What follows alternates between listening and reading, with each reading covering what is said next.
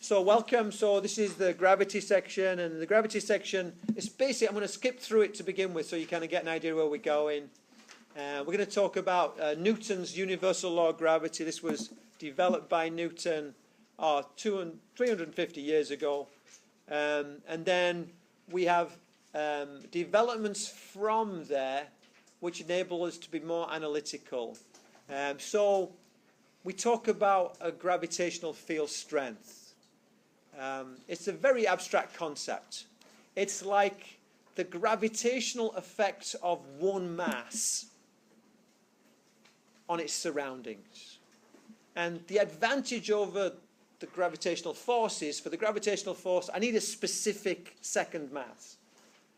But with a gravitational field, I can have the original mass, the parent mass, if you like, and I can imagine putting any other mass into its orbit, into its region, and I can figure out what's going to go on. So it's a bit like a topographical map of an island, basically. You can see which is the high bit, which is the low bit, which is the steep bit, which is the shallow bit, by looking at the gravitational field strength. So we use it a lot.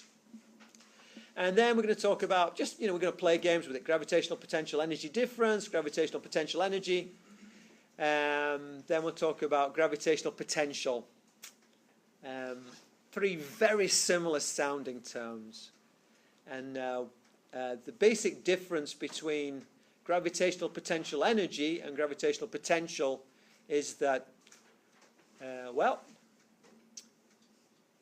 just as the field can be thought of as the force per unit mass, so the potential can be thought of as the potential energy per unit mass.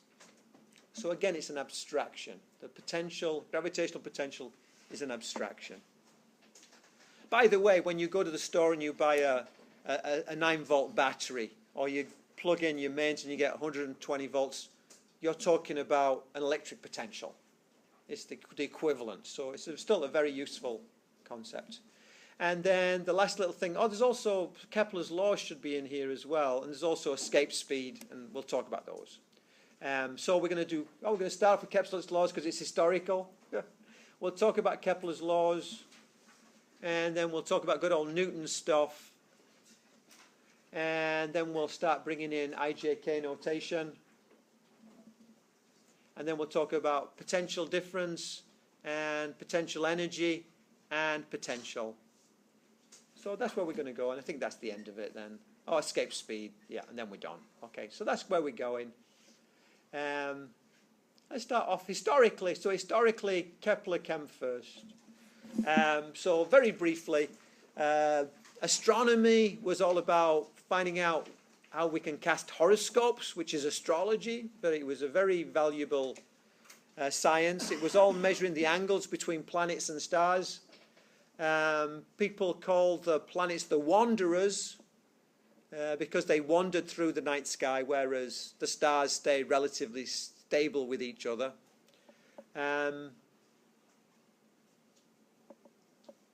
People like Tycho Brahe had this ambition for working out the mechanics of the known universe.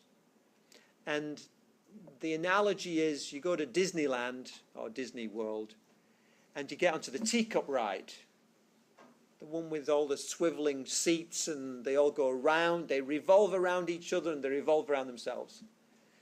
And you turn all the lights out. And you have a little lamp on each one and it's spinning and revolving, and your job is to sit in this particular teacup and work out the mathematics of the machine that's underneath. And it's like you're spinning and they're revolving and you're revolving, and you can't see the sides of the room, so there's no reference. It's an incredibly difficult task.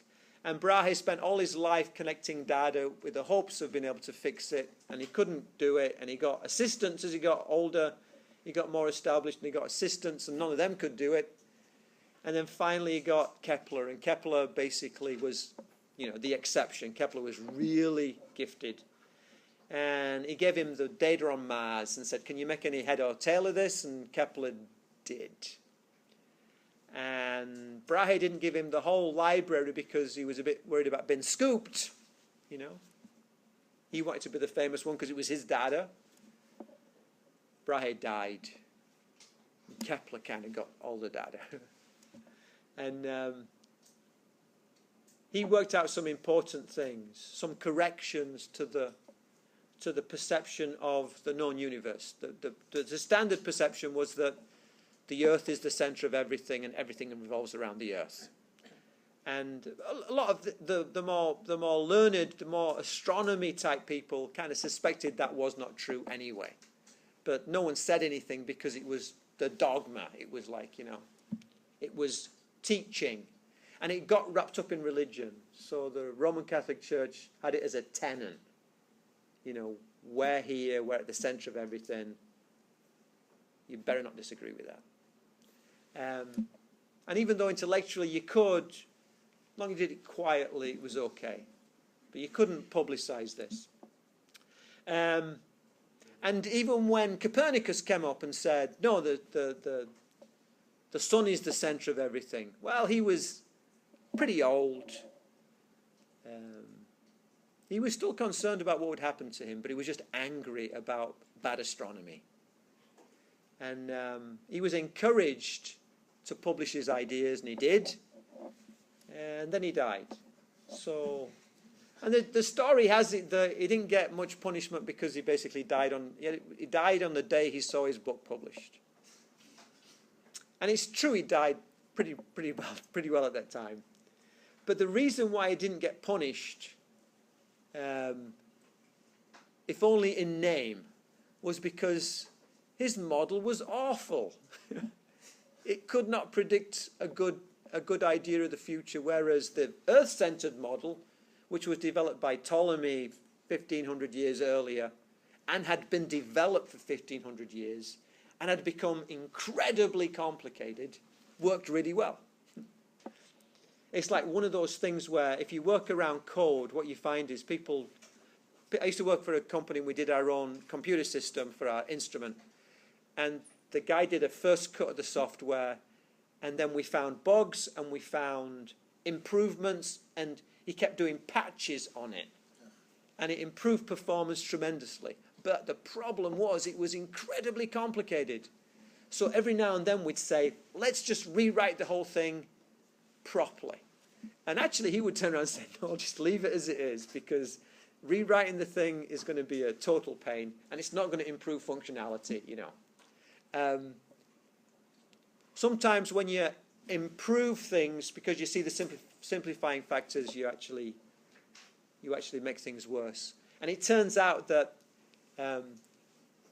Copernicus thought that the sun was the center of the universe. Well, a solar system, but they didn't have an idea of a solar system. They called it the universe. And Copernicus thought that all planets went in circular orbits. Now, a circle is a very specific shape. It's the special case of an ellipse. And you might ask, why on earth did he constrain the orbits to be circular? And one of the theories is that that's when you get your science mixed in with cultural things or religious things, you tend to make assumptions that are not necessarily good. So he assumed that it was circular orbits because circular orbits are the purest shape, the purest form. They're like, and if a creator was making all this, they would make the purest form. It's like, this must be gold because it's valuable. Well, maybe it's not, and it's still valuable, So, so he assumed circular orbits, and it threw off all the math, and it made it into a really quite poor predictor of the future. Because although the planets don't go in largely eccentric orbits, they are somewhat eccentric. Let me ask you a question. When are we closest to the sun? In our summertime or in our winter time? Or are we always at the same distance? Actually, it's not on, yeah. So when? It turns out we are closest to the sun in our winter time. Our temperature changes not because of our proximity to the sun, it's the tilt of the sun. So we have an elliptical orbit. Not very elliptical, but slightly elliptical, and it counts when you're trying to predict the future of where things are. So, Along came Copernicus. Copernicus had this data and he started playing with it. And the first thing he figured out was that planets go in orbits around the sun. And actually, if you have a little mass and a smaller mass, that will also go in an elliptical. The natural state of an orbit is an ellipse. Okay, ellipse has two focal points. We have a focal point and we have another focal point. And at this one focal point, if you like, there is your gravitational attractor. That might be the sun, or for the moon, it would be the earth or something. At the other point, there's no significance. It's just empty space. Maybe it's a very eccentric orbit. Can you think of an astronomical structure which orbits the sun but demonstrates a really, really, really eccentric orbit? Not a planet. It's not a planet. Can you think of one? Pardon? Pluto is a planet, but it is somewhat eccentric. But yeah. Isn't there like a comet? Oh, comets. Yeah, there's a bunch of them actually. And what they do is they have very eccentric orbits. And so they spend a lot of time way out beyond Pluto. And they travel so slowly we don't even think about them. And then every few hundred years, they nip down and they're seen because of the sunlight of the sun moving rapidly through the night sky. And so they appear every now and then. Famous one is Halley's Comet. 87 years it comes by, every 87 years. It's one of the nearer comets. When was the last time it came by? About when I was about 24. So maybe 50 years ago, 40 years ago, 30 years ago, something like that. We'll get to see it. So I missed it. Oh. What were you doing? I was just changed jobs and it was a nightmare. So I was working 24 hours for about 2 weeks. And I just was like just gone, and then my brother said to me, "Did you see the comet?" And I said, "What comet?" You know. And he said, "You're never going to see it," because I said, "I'm going to live that long." He goes, "I don't think so."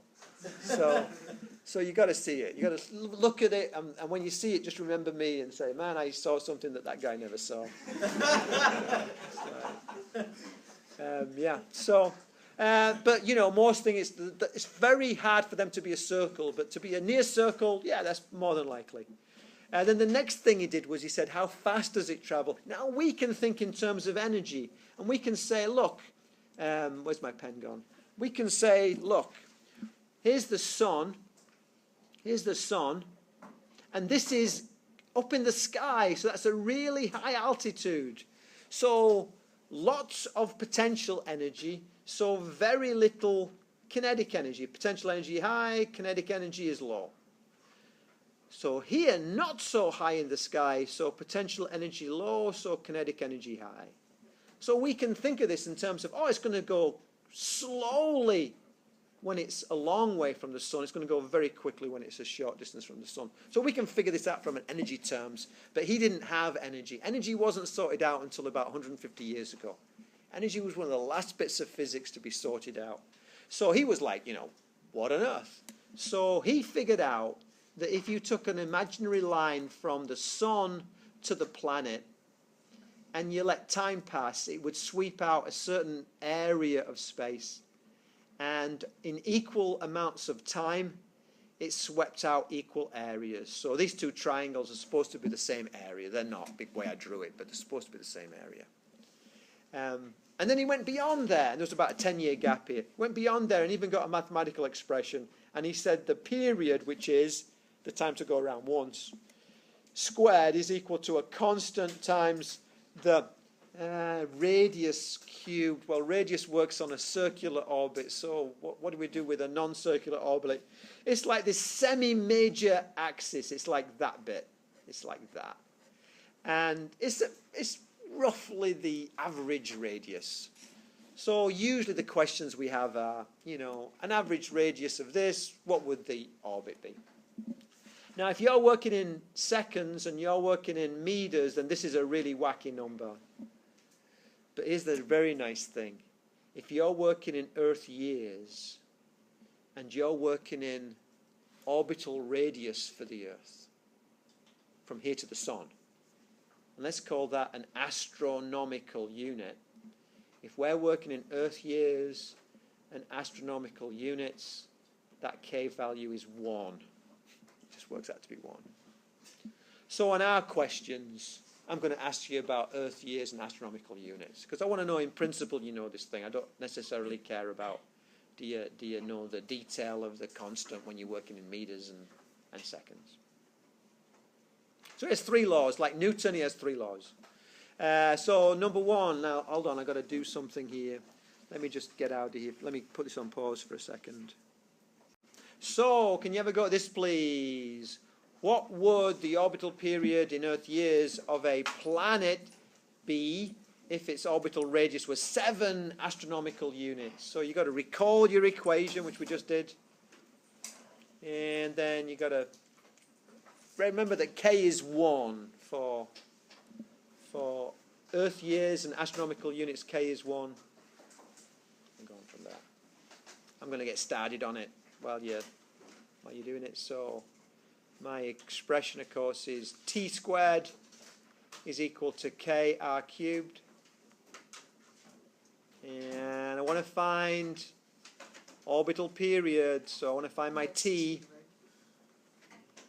And I know my k is 1, and then this is r cubed, and r cubed is 7 cubed. So t is equal to the square root of 7 cubed. And let's see what people say that is. I'm going to stop that. So that's going to be C, which is 18.52. Is that right? 18.52. So not bad. Earth years. I'm sorry, the K is like the years of a planet? K is the constant. It's a constant proportionality. Okay. So for Earth, it's always going to be K? If you measure in Earth years, and if you measure in astronomical units, k will always equal 1. But if you change the units, k has got a different value. Okay. Just to, by the by, anybody tell me outer planet is typically taken as Neptune or Pluto? I don't care which. How many astronomical units is the is Neptune or Pluto away? From the sun, yeah. And is it 5? It's 30. It's 30 astronomical units. So it's 30 times further away from the sun than we are. In fact, there's a thing called an orrery, where it's a scaled model of where all the planets are. And you don't realize until in astronomy we actually mark it out on the pavement. We have people standing that many steps away from the starting point, and at the beginning they're all crowded together because there's 2 planets between us and the sun. So within 1 step there's 3 people, and the 3rd planet, the 4th planet, Mars, is only another half step away. And the 5th planet is just 2 steps away, and so it goes on like that. It's like it's within 7 steps you got most of it, and then there's this huge empty spaces towards the end. So you really get an idea for the scale of the solar system. If you're in an outer planet, you don't even realize you're part of a solar system. Consider the solar system. Which planet has the longest year? So think about it. If t squared is equal to k times r cubed, longest year is to do with your t. So what do you think this first one is? Which planet? A, which is closest in, or B, which is next, or C, or D? Which has the longest year? Which takes the longest to go around the sun? So what's it going to be? What's it going to be? I'm going to give you just a couple more seconds, then we'll stop it. Then let's do that. Most people say D, and that indeed is the right answer. If you're further away, you have the longest year, because as R gets bigger, T gets bigger.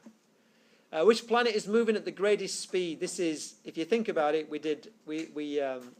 well, it's not so obvious. So let me do a bit of explaining here. What keeps a planet in orbit is not the lack of gravity. They're all pulled by gravity or else they drift off into space. It is the curvature of the orbit. It's how fast you're traveling compared with the curvature of the orbit. And what you find is if you're close by, you've got to travel pretty fast to stay in orbit. So the space shuttle would travel at something like 8,000 meters per second. And the moon travels at 1,000 meters per second. And it steps in between. The further you are away, the less curvy this thing is, so the slower you can go. So these outer planets go really slowly and they go on a big circle.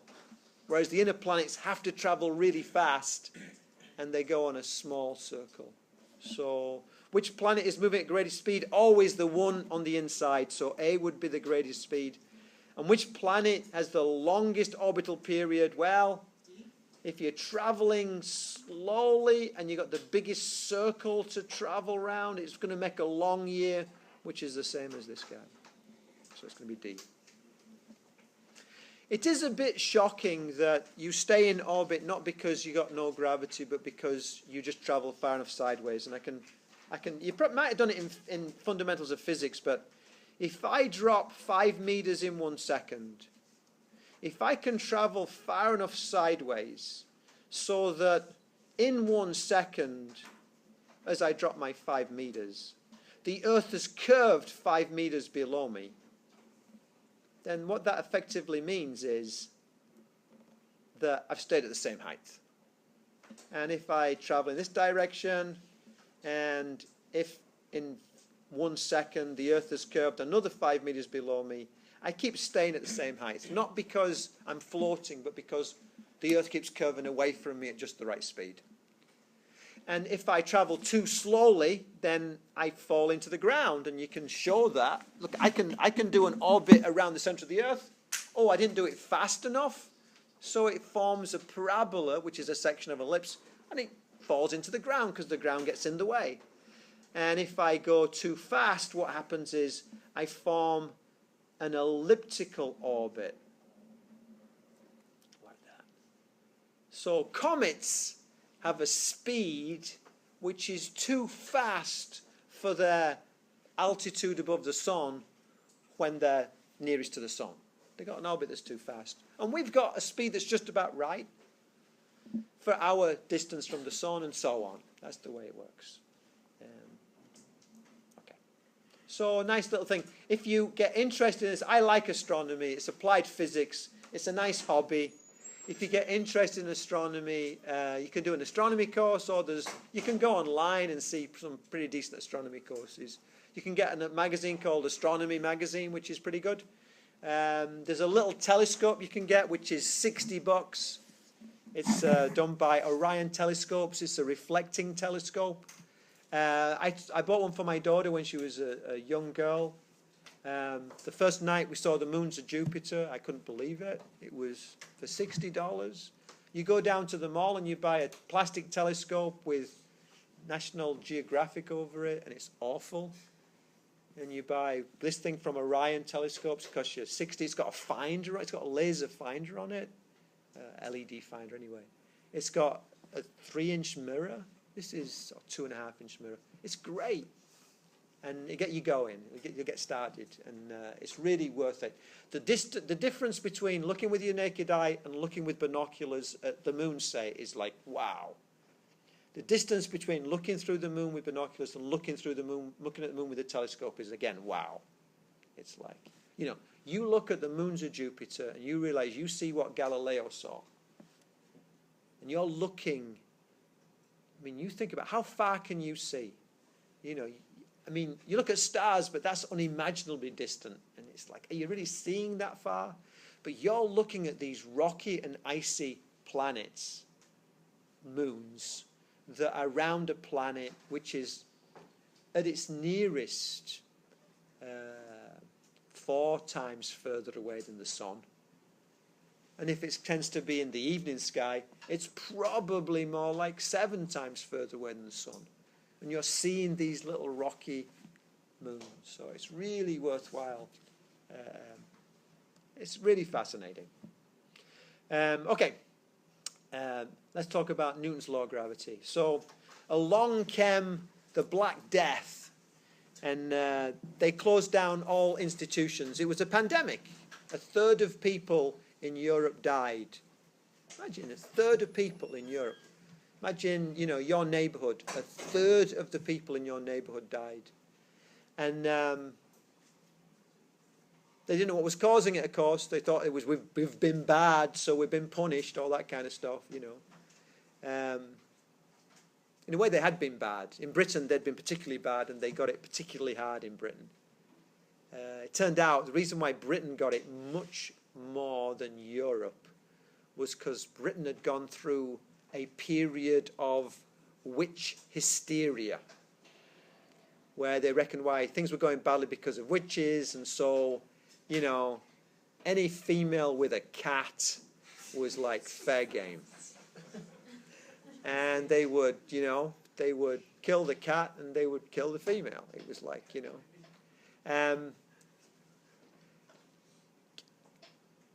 killing cats is not good. Killing females is not good, but killing cats is also not good. Because cats do an amazing job of keeping down rodents. There was a study not so long ago, 20 years ago in Britain, where they got people to, if your cat, in Britain there's basically no poisonous snakes and there's no poisonous ants, and, well, not many anyway. So people let their cats out all the time. There's not many fleas, so people let their cats out all the time. And cats will often bring home presents which are mice or rats or stuff like that. And so they asked people, rather than throwing them away, if they would put them in a plastic bag and keep them in the freezer, and then they'd send a person around and collect them every month. And they did this for like 6 months. And they did a calculation on how many rodents the cats were killing. And it was, an amazing number of rodents. Well, if you've just gone and killed a lot of the cats, then you have a lot of rodents. And first of all, they'll eat your grains, so you're going to be hungry. But secondly, when there's a pandemic that's spread because of the fleas that are on rodents, and you got a lot more rodents, you're a lot more vulnerable. And so the people in Britain were they really did a job on Britain. They sent people home. So there's Newton at home in Lincolnshire, back on the family farm, pretty bored. Story has it, a apple hits him on the head and he goes, gravity. Not really true. But he did start thinking. He was thinking about why it is that the laws on the earth don't apply to the heavens. If you have an object in the sky, it falls out of the sky. I mean, you drop a ball out of an upstairs room, it doesn't stay in orbit, it falls to the ground. And so Aristotle's approach was, we are corrupt and evil, and therefore we have one set of rules that apply to us. And up there is heavenly, the heavens, heavenly and perfect. And so they have a different set of rules. People thought at the time that stars were windows in heaven in which people, our forebears or the saints or the angels would look down on the earth to see what we were doing.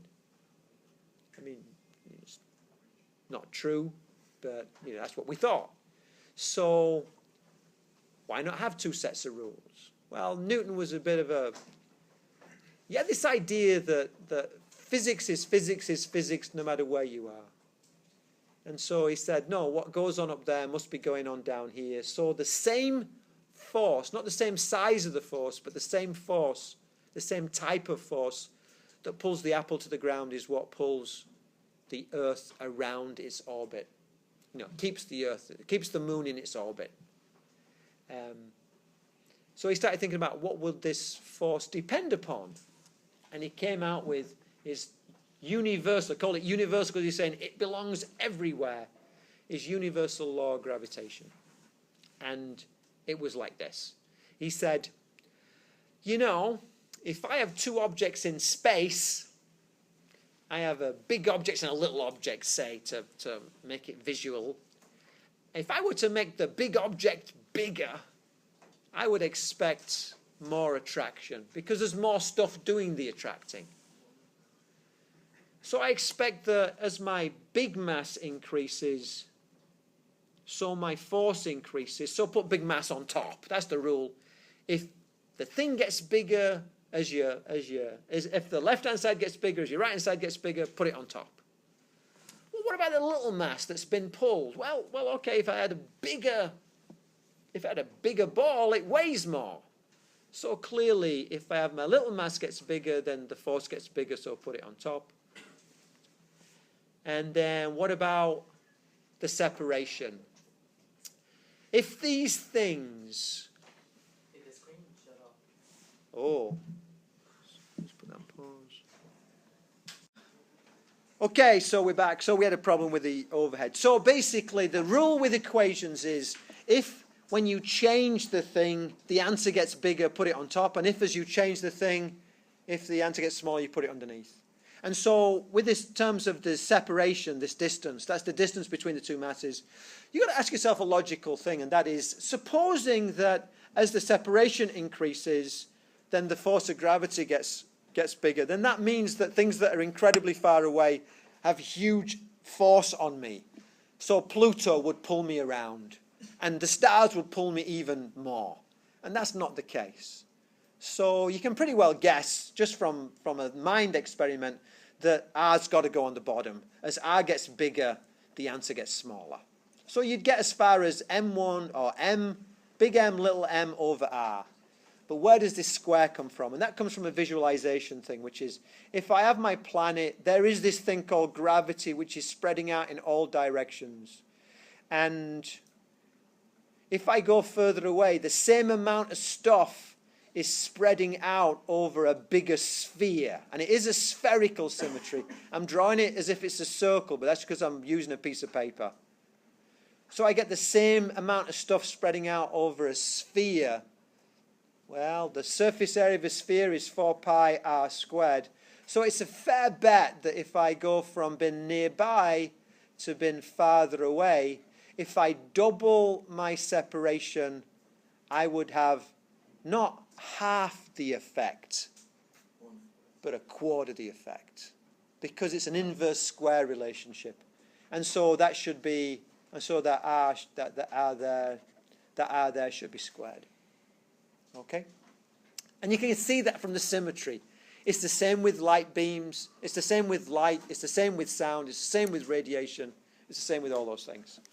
And then, what's this G? This is a constant of proportionality that makes your numbers work. That's pretty well. Sometimes you're lucky and G works out to be 1, but often you're not. And you put a constant in, and you might not even know what that constant is, but you know there's got to be one there. And so Newton was able to formulate this equation even though he had no idea what G was. And it took 150 years for somebody to measure G. And I want you to see that because it's the way equations work. When I was a student and I was beginning, equations were like magic things.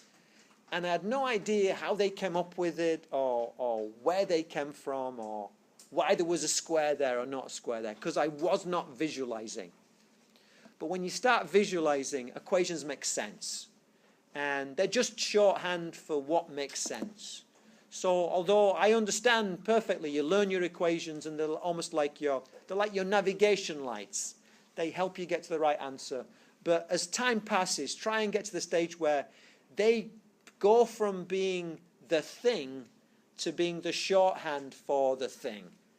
And the thing is the understanding. So try and understand that. And recognize that in your career as engineers, you are going to invent equations.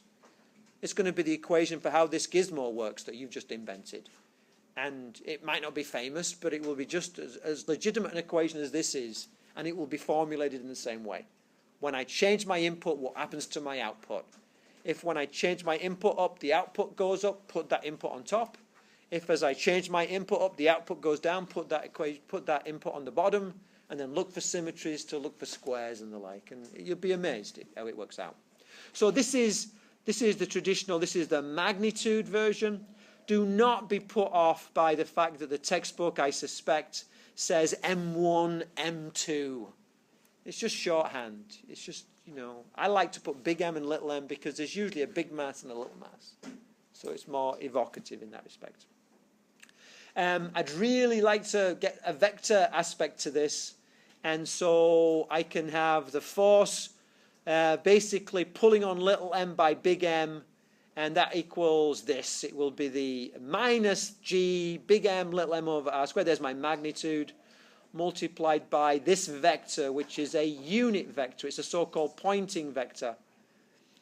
And the pointing vector goes from big M to little m. So, in the book, it has F1, 2 equals minus G, and it goes on like that. And it has, I think, 2, 1 on the bottom bit for that.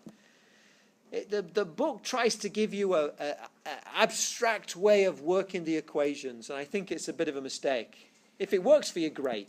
But the way you figure out the equation, the sign, for instance, this negative sign, why is it there? It's there because they wrote that down and they wrote that down. And if by chance they had written that down, that negative sign would not be there. It's how they define their pointing vector and how they define their force. And if they're in opposite directions, here's my pointing vector and here's my force. If they're in opposite directions, there's got to be a negative sign there. But if I had asked you about that force and you had had that pointing vector, then there would have not been a negative sign there. So my worry is the way you accommodate the sign is you draw a diagram and then you see what do I need. And that's a skill I look for. Okay, so we're going to play with that. Cavendish measured the gravitational constant in 1798, which was like 1800, which is like 200 years ago. 2 light spheres were attracted towards 2 heavy spheres, and the turning effect was balanced by the stiffness of a fiber that supported the lighter spheres. He literally, in a room, measured the gravitational attraction of 4 spheres for each other, and that's just amazing. The people at this time didn't know anything about electronics, but they were amazing at mechanics. And these days we rely upon electronics to, all the equipment gets simpler, it's got more electronics in it, you know. Mass A is 12, mass B is 1. These masses are located in deep space with a separation of 2 meters. What's the magnitude? So Fg is equal to big G, big M, little m over r squared. I want the magnitude, so I don't care about the vector. I'm going to leave G alone. Big M is 12. Little m is 1. Separation 2 squared. So we're finding G? No, we're finding Fg. I'm just leaving G in there. I've elected not to put the value in. So then I go 12 over 4, that's going to be 3G Newton. So there's my answer. Now, leaving out big G, it's fine. For a test, I'd like you to leave out big G. But every now and then we want to work out, but how big is this force? How strong is it in real terms? And so what we do is every now and then we work it out. G, if we look back, G is 6.7 times 10 to the minus 11 newtons per meter squared per kilogram squared. 6.7 times 10 to the minus 11. So if I want to work this out, Fg is equal to 3 times 6.7 times 10 to the minus 11 newtons. And that's going to work out to be like 20 times 10 to the minus 11 newtons. So both answers are correct. In one case, I did not bother working out what G was, and in the other case, I did. For a test, because you have more questions, I kind of prefer you to leave G. Some people do, some people don't, but I prefer it if you just leave G in there. And in physics, too, we'll leave the constant in there an awful lot. Okay? Is that what people mean by, like, something G's? No, when they say something G's, they mean the acceleration, well, not the acceleration, they mean the acceleration due to gravity, which is a multiple of 9.8, meters per second squared. They could say it's the gravitational field strength, which is little g, which is 9.8 or 10 newtons per kilogram. But this is the universal Universal gravitational constant. Yeah. Are we going to remember that 6.7? As I said, in an exam, I'd sooner that you just left G in by itself. That's why you don't have to remember it. Okay. What magnitude of force does a mass of 1 kilogram mass exert on a 12? So what's the magnitude of the force? So just another way. So, So, big M, little m. 12, 1. We just worked out what's the magnitude of the force does the 12 kilogram mass exert on the 1 kilograms. We just found that. That was at FG. Now I'm asking you, what is that force? And can you remember any of your earlier physics and tell me, just without even doing a calculation, what is the value of this force? 3G. It's going to be 3G newtons, yeah. They're equal and opposite. They're an action-reaction pair. The force of big M on little m is equal and opposite to the force of little m on big M. And it's very easy to strip back into that idea of, oh, big mass must be a big force, little mass must be a little force. But remember, forces are between two objects. They come in pairs. There's a mediating particle. Yeah, that's the idea about a force. And so we have two masses. We have some mediating particle. There's always a force of one on the other, force of the other on one, and that's just the way it is. What is the mediating particle for gravity? Anybody know what it's called? Graviton, yeah. We've never been able to get a bucket full of gravitons. The idea is that my cell phone is emitting gravitons which interact with the Earth, and the Earth is emitting gravitons which interact with the cell phone. So the cell phone knows where the Earth is, and the Earth knows where the cell phone is, and they pull on each other. You can twiddle your phone around; it never falls upwards. It always knows where the Earth is because it always senses. I mean, there's nothing, I can put a wall in between. It still knows where the Earth is. I can't shield gravity. I can shield electrostatics. I can't shield gravity. I can't put a thing around my room and float around. So, no, because gravity permeates things. You can't. It gets weaker with distance, but you can't turn it off. You can't end it. So it's interesting thing.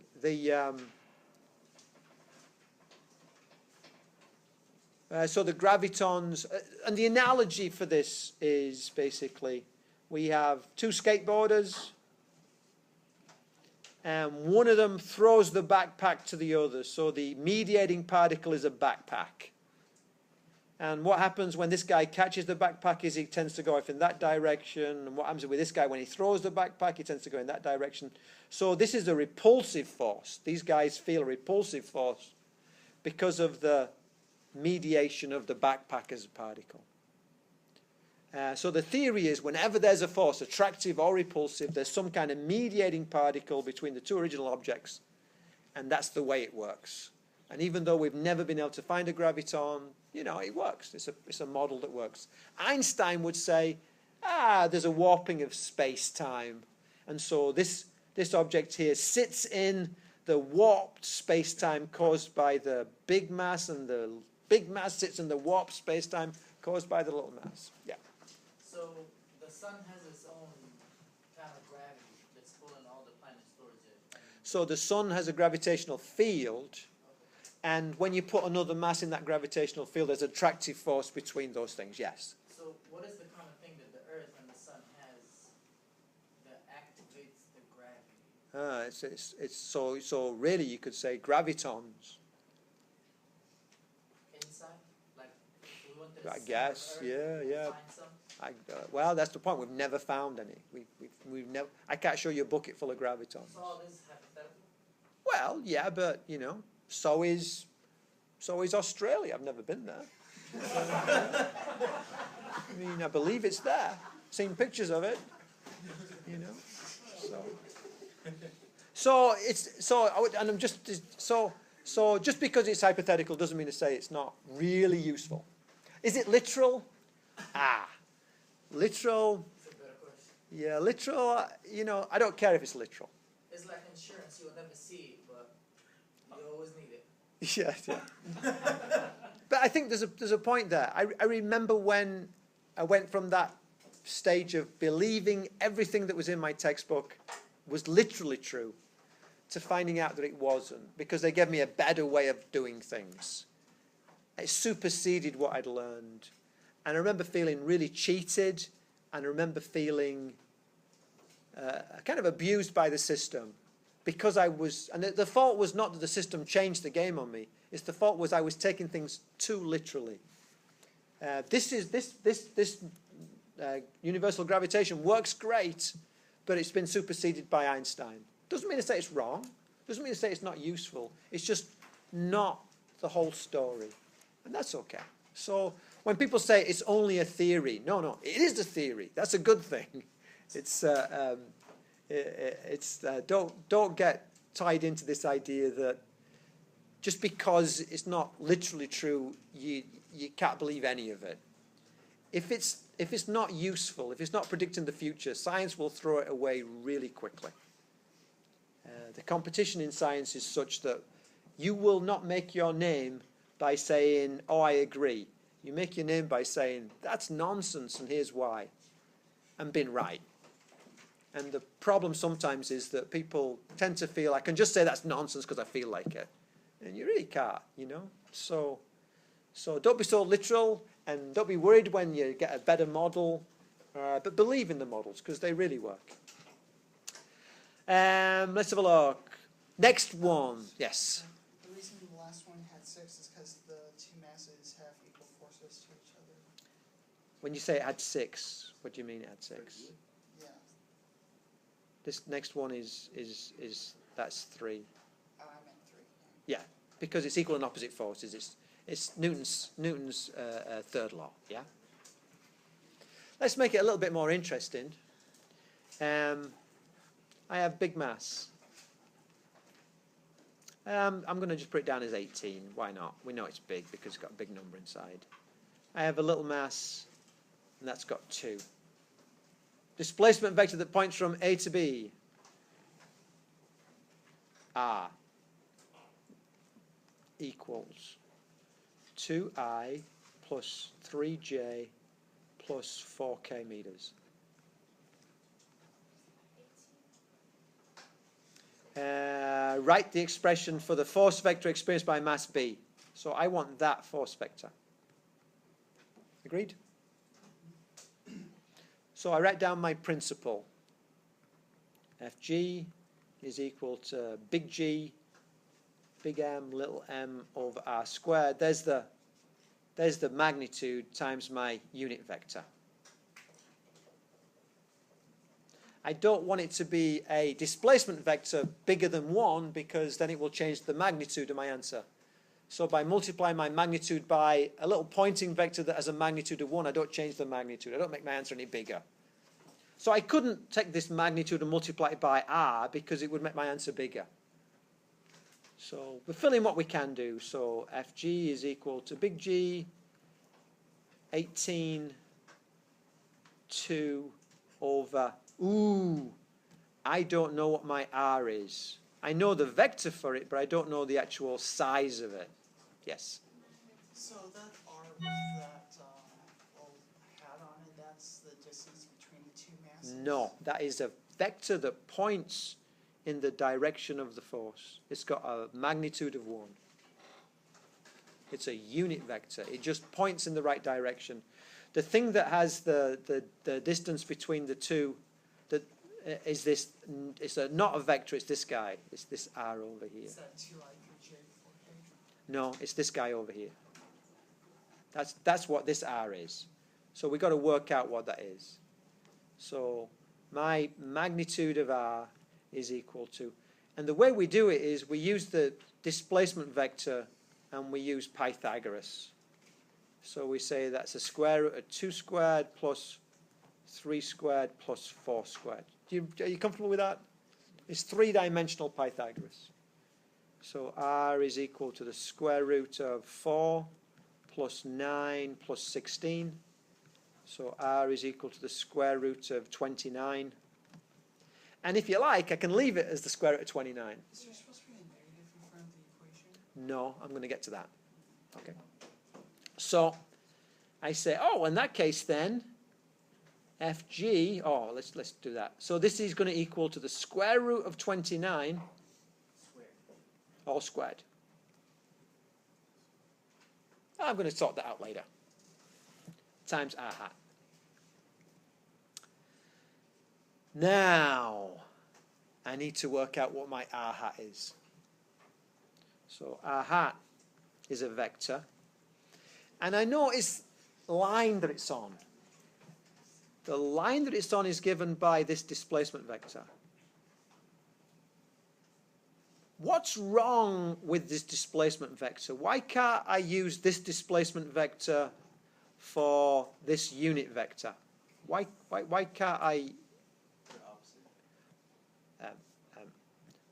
Yes. So I'm sorry. I didn't actually draw my unit vector in. Let's draw that. There's my unit vector, and here's my force B. So that arrow there is the force, and this arrow here is the unit vector which points in the same direction as the force. Okay. So the problem is that this unit vector points down and to the left, and the other vector points up and to the right. That's one problem. There's another problem with it.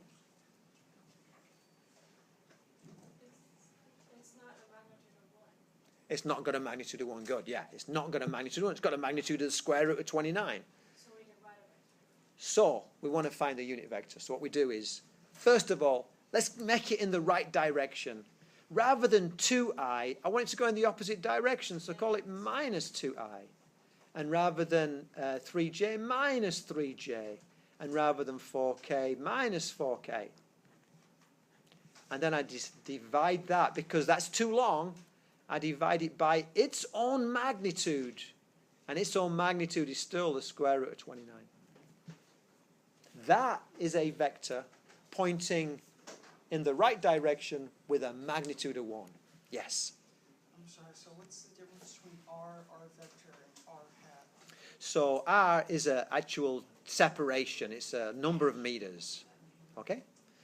And r vector is the displacement vector which goes from the big mass to the small mass. Why?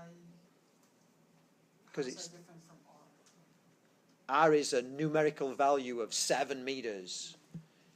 R vector is telling you, well, it's 3 in the x and 2 in the y and 4 in the z. And then r hat is the unit vector, which is pointing in the direction that I want it to point, and I want it to point in the same direction as the force that I want.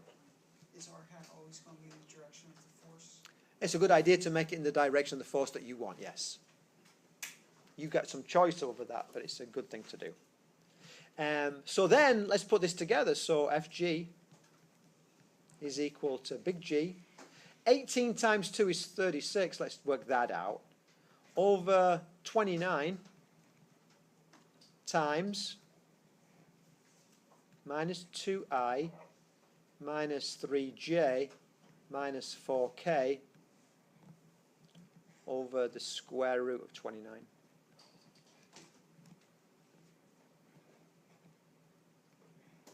Is that 18 times 2 up there? 18 times 2 is 36, yeah. And the units are newtons.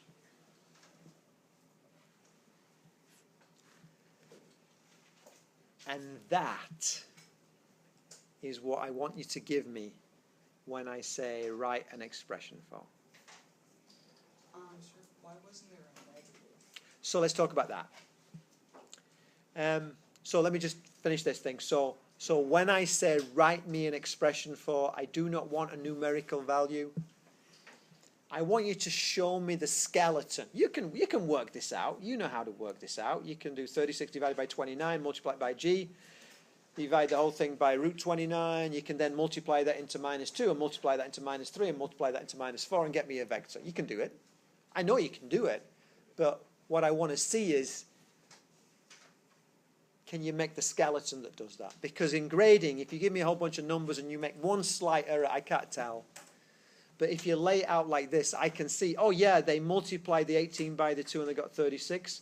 And then he took the square root of the magnitude and he got 29, root 29, and squared it.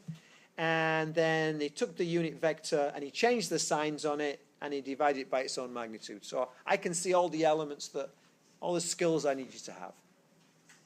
So, and this will be on the test. I can guarantee either this or the electric field or the gravitational field equivalent will be on the test, and that's the way it goes.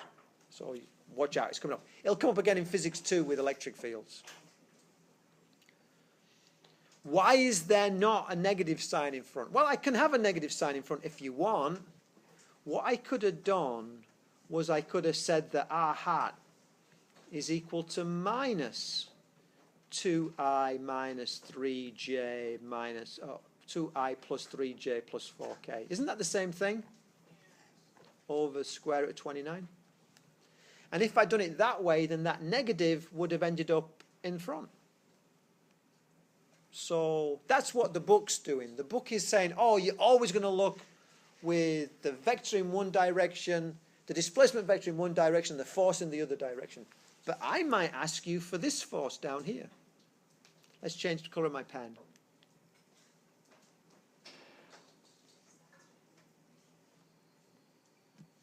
Let's go to black. I might just ask you, oh, well, what's this force here? In this case, you want that as your r hat, in which case it's in the same direction as this displacement vector. So there's no need to change the signs. And there's no need for a negative sign to be there. Okay? So this is a important skill that I really want you to master before this next test, because it's physics 2, we use it a lot. Okay? So we drew a diagram. We were given the displacement vector from one to the other, and we cared about which one it was. We carefully drew it from the 18 to the 2, because it says the displacement vector that points from A to B. Okay, I'm telling you which direction. That matters. Put my arrowhead on it. And then I say, oh, I want the vector experienced by mass B, so I realize that I want the vector pointing from the 2 towards the 18, and then I do all my math accordingly. But the layout is really important on this. It's really important. I really want you to get the direction right, which means getting the signs right as well as the magnitude. Most common mistakes, people will forget this squared and they'll put down root 29 here, and forget to square it. So they'll end up with root 29 there. Or they'll forget all about normalizing or normalizing this vector, and they'll leave it as a displacement vector. They're the most common mistakes. Okay? Let me just have a quick look. Okay. I'm going to stop there.